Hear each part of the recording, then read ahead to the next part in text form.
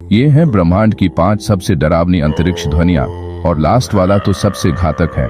Comment करके बताना आपको सबसे ज्यादा डरावना कौन सा लगा। लेकिन उससे पहले आप इस वीडियो को लाइक और चैनल को सब्सक्राइब करते हैं तो कल आपका लकी दिन हो सकता है। पहला है पल्सर, देख लो भाई कैसा आवाज है। फिर आता है सैटर्न, अगला है क्वाजर, ये तो बिल्कुल ही दिल धड़काने वाला है। ये है वीनस,